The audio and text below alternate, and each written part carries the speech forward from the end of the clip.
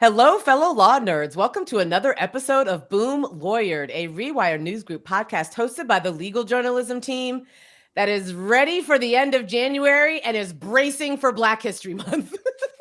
Jeez, so much trolling goes on in Black History Month these days. My goodness.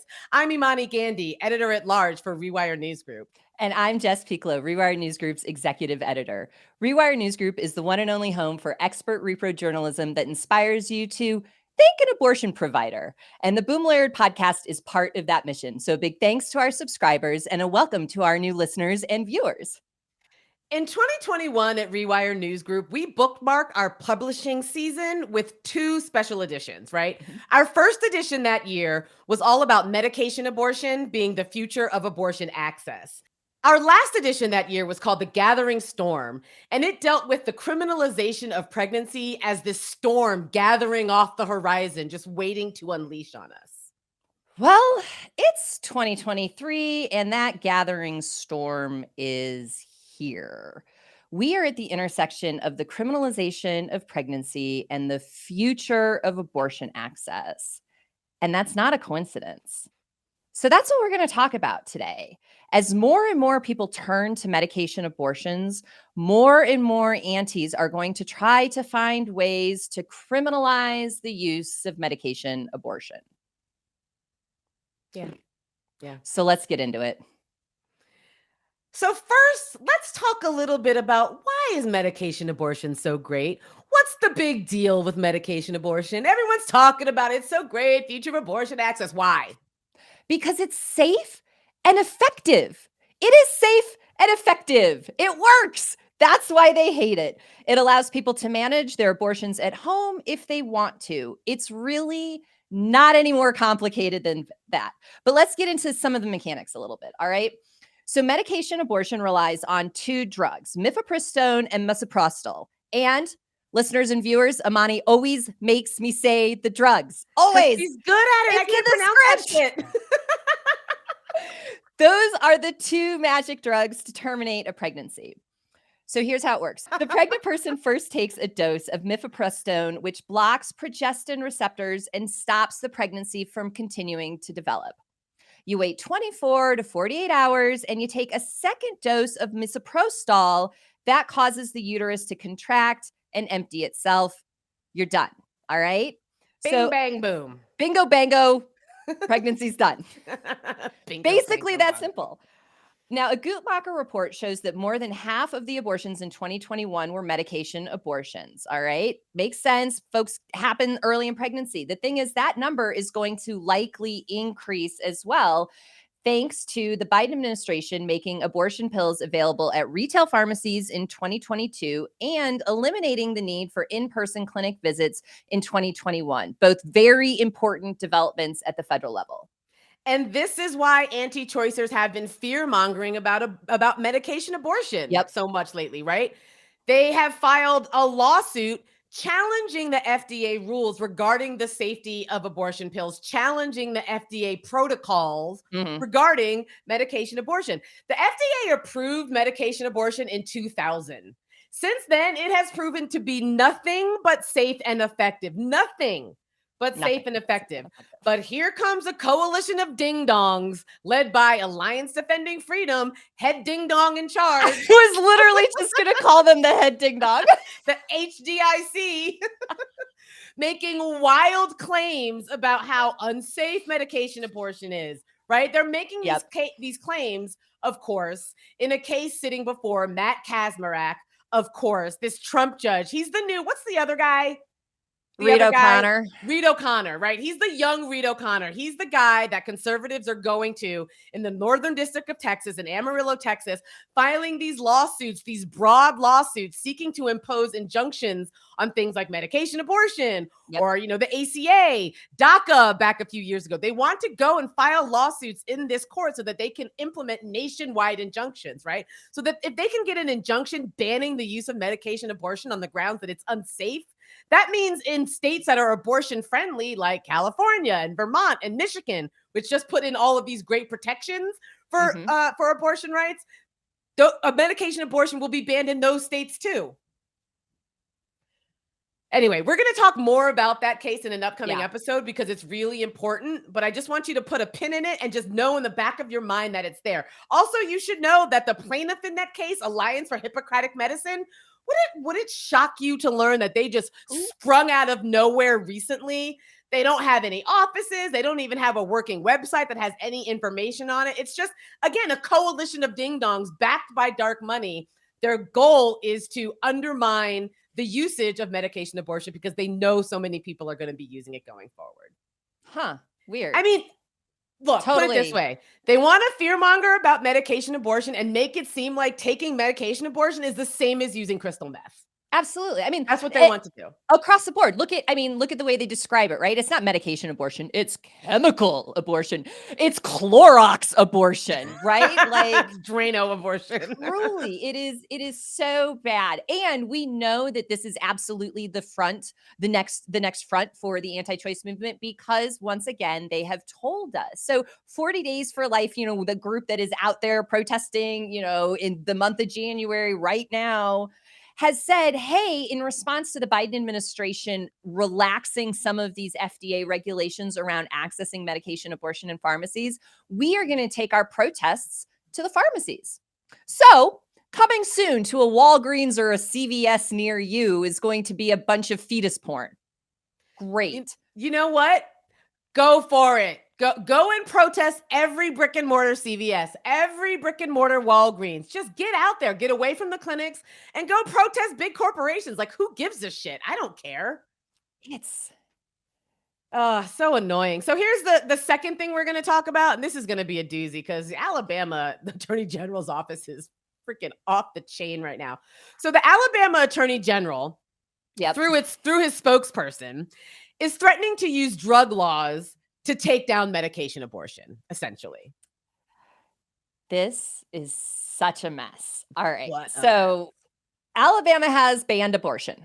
There's no abortion in Alabama right now. All right. And that ban has been in effect since the Supreme Court overturned Roe versus Wade in the Dobbs opinion on June 24th, 2022. The day that will live in infamy. Truly. Like it's bad. We gotta more on that later. I don't even know. But here's the thing, Imani. So Alabama, big surprise that they banned abortion right away. But they said specifically in their ban that pregnant people cannot be held criminally or civilly liable for terminating their pregnancy. And this is a really important point.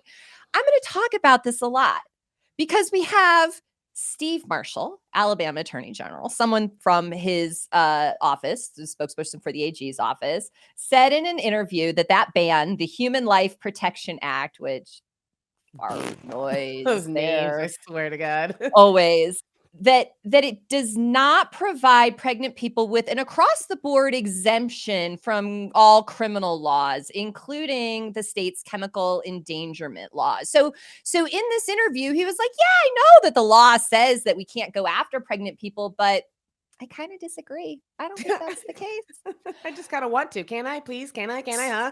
So here's what he's talking about, though. The Alabama Chemical Endangerment Statute was enacted in 2006. And it's a law that basically says don't raise your kids in a meth house, for example, right? Like if you do, there is liability that will attach to you as a parent.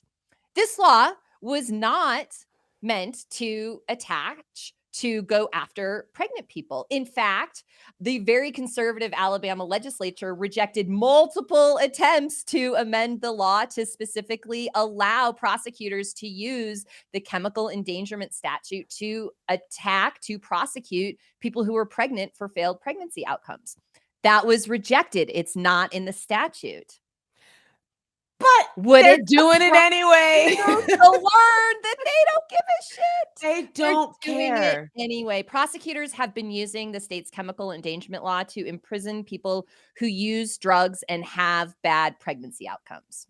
And what's depressing to me about that, aside from the fact that we shouldn't be putting pregnant people in jail for bad pregnancy outcomes, is the way it seems to affect these people psychologically. For example, I'm thinking of Amanda Kimbrough. Yeah. Amanda Kimbrough was sentenced to 10 years in prison because of a bad pregnancy outcome. She gave birth to a son and her son died. Her doctor said that it was as a result of something called umbilical cord prolapse or occult cord prolapse, which essentially means that when you deliver the baby, that the umbilical cord gets delivered through the birth canal along with the baby and wraps around the baby's neck and can cut off blood flow. The doctor said that's what caused Amanda Kimbrough's baby's death. But the prosecutors were like, yeah, but the meth, what about the meth?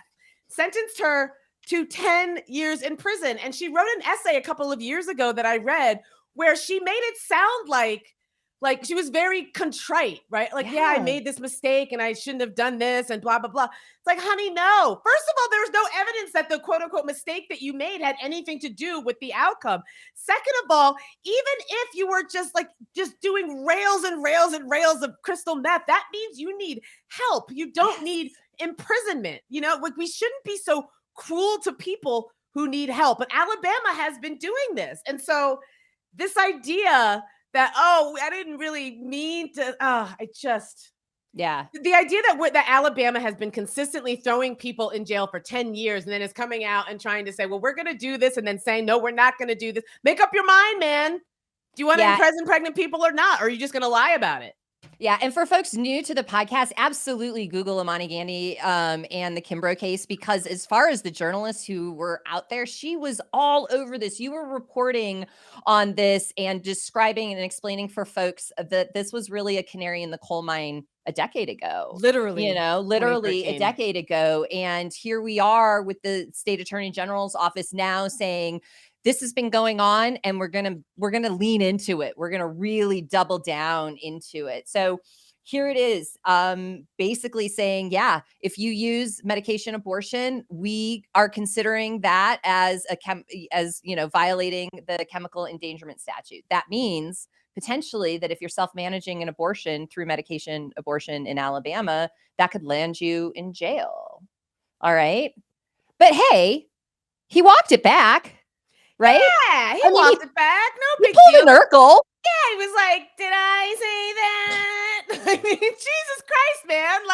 Like I said, make up your mind. Yeah. Do you want to put pregnant people in jail or do you not? Or do you want to do it, but you just don't want to do it out loud because, people aren't really that yet popularly in the public eye. People aren't really yet on board for just tossing pregnant people in jail for bad outcomes.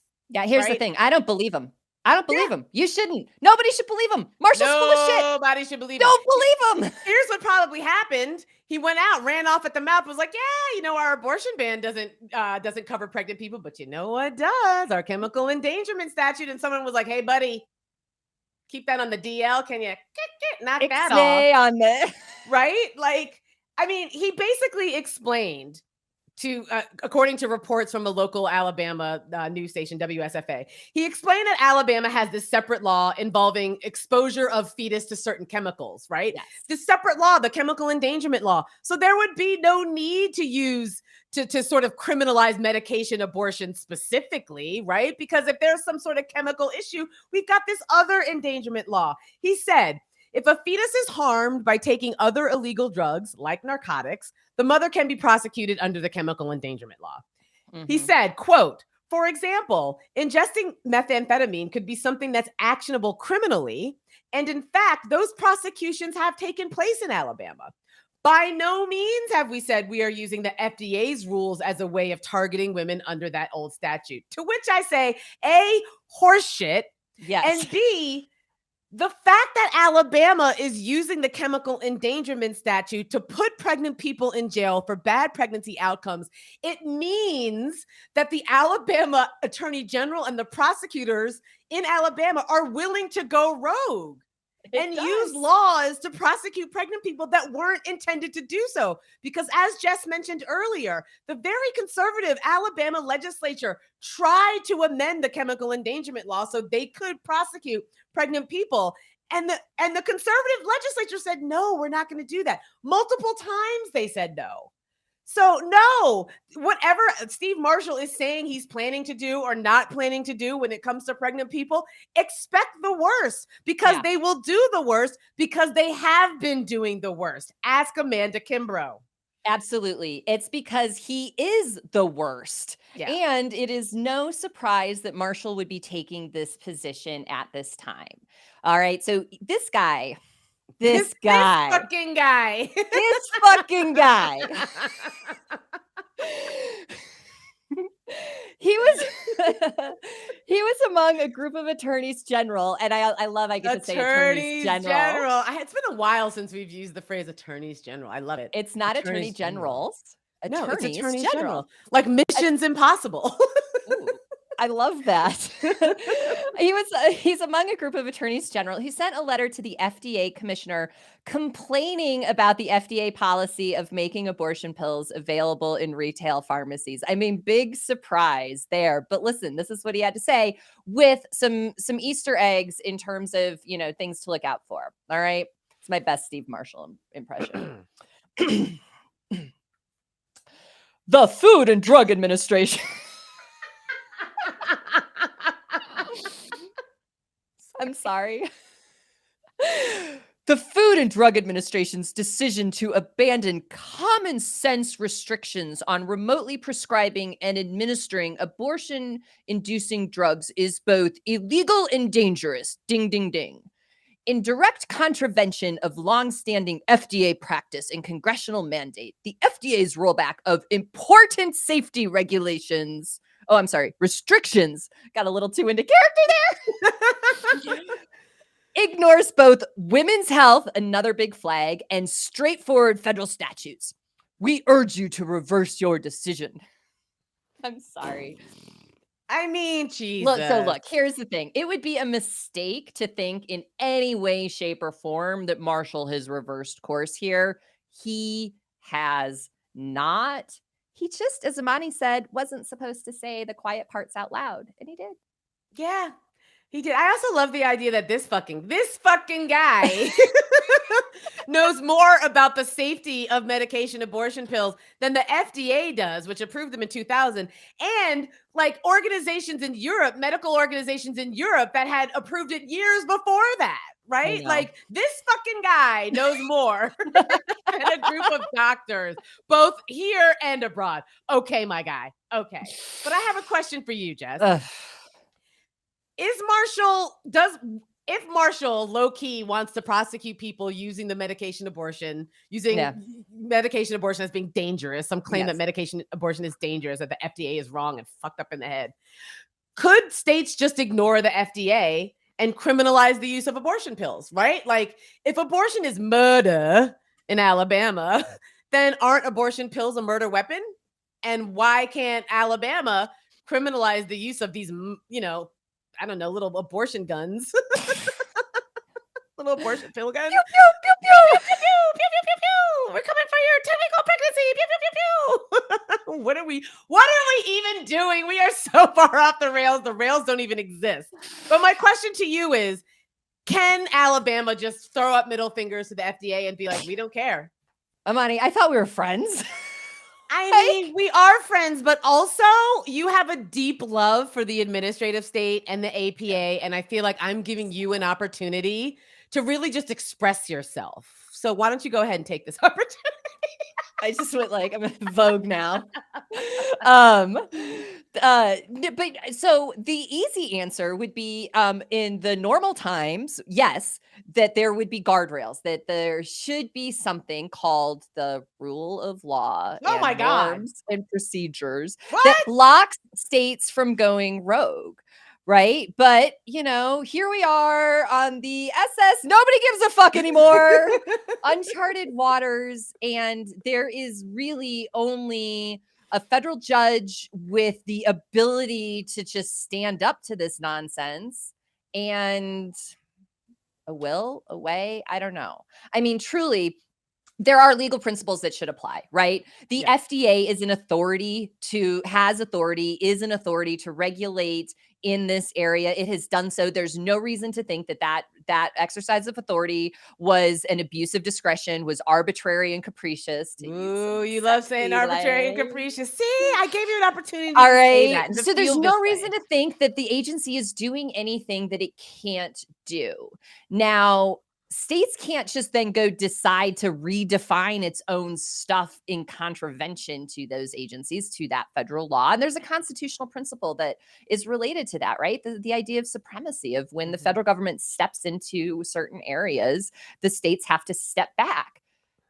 We are in the upside down of the law, and I mean, all of this is already under attack. Imani mentioned one lawsuit that we'll be diving into in greater detail in the show in another episode, but there's another attack on as a birth control lawsuit, but it's related because they're making the same arguments around safety, around efficacy, around agencies' ability to regulate. And what if I told you that lawsuit was also in front of Kimbrough?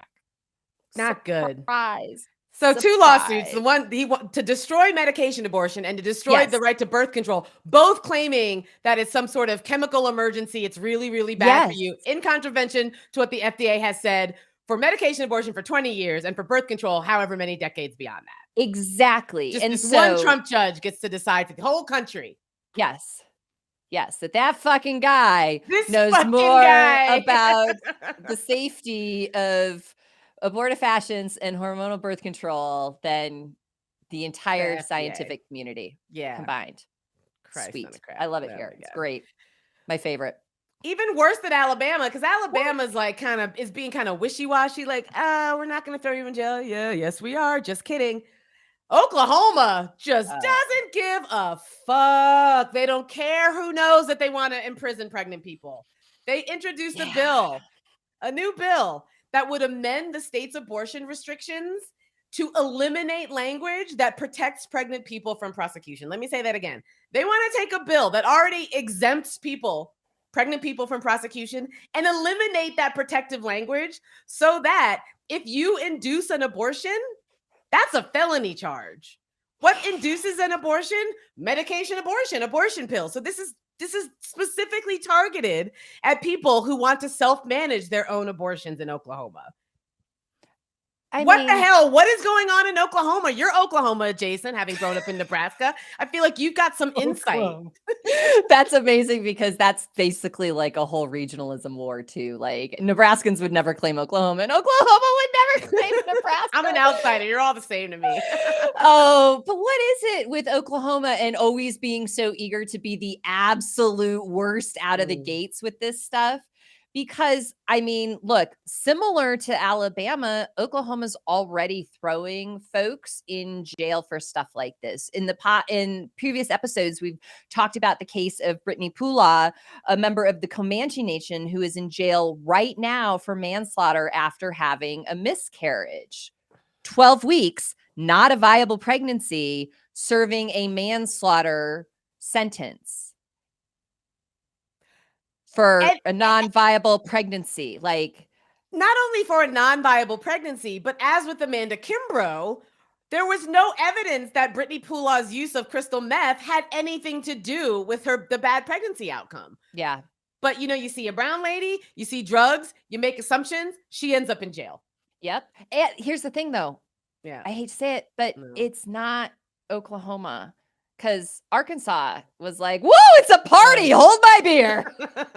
Of course. Of course, Arkansas just logged on to the chat. In legislation proposed already this session, Arkansas conservatives are considering letting prosecutors charge folks who get an abortion under the state's homicide laws. So it's modeled functionally after what is going on in Oklahoma right now. So this idea is catching on, and it's catching on in state legislatures, and it's catching on even if national anti-choice folks are denying it, even if they're out there in the media in places like the Washington Post and the New York Times saying, we don't really know what's next for the future of the movement. We're just going to get together and have a good think about it. No, they're not. They are not. They're coming to prosecute pregnant folks. And as Imani mentioned in the last episode, all of that is going to lead to increased separation of Black and brown families. Yeah. It's not good. It's not good. And speaking to the separation of Black and brown families, you're putting people in prison who already have kids in some respect. Like Amanda Kimbrough is white, but she already had kids that she was trying to raise when she had a bad pregnancy outcome that was unrelated to her drug use. But then she, was in jail, blaming herself. Her kids were at home being raised by, I'm not sure whom. Hopefully she had family members, but other people don't. Kids end up in social services. Social services programs in many states are just abysmal, right? Like in Texas, for example, kids who age out of the foster care system there have PTSD rates similar to combat veterans. A federal court found that. Yeah. So Imani's not just making that up. That's like a finding of fact. Finding of fact. So we are damaging a generation of kids by removing their parents based on bullshit, essentially. And I find it's alarming. So that was a fun episode. Wow. I mean, no one expected the post-Roe world to be cheery, right? So we're doing what we can to bring you the information, but also in a way that's not going to make you want to, dive off the first floor of your stairwell. Please don't. Please don't just a little hop off the bottom step dramatically. Yes. Well, if you would like to talk to us about any of this stuff, if you want to know about my specific ways of jumping down off that first step so I can get the drama but not injure myself, you can find me on Twitter at Angry Black Lady. You can find Jess on Twitter at Hegemommy, HEGEMOMMY. You should follow Rewire News Group on all of the things, on Twitter, on Instagram, soon on TikTok, which is going to be amazing. You should subscribe to our YouTube channel, youtube.com/Rewire News Group. That's where you will find notifications about every time our podcast goes live on YouTube. If you're tired of looking at our silly faces, you can just listen to the podcast through your ear holes the way you always have. Google Play, Overcast, Apple Podcasts, wherever you get your podcast, that's where we will be. We'll be there and we'll be in your hearts. And on that note, Jess, what are we going to do? We're going to see you on the tubes, folks. See you on the tubes, folks.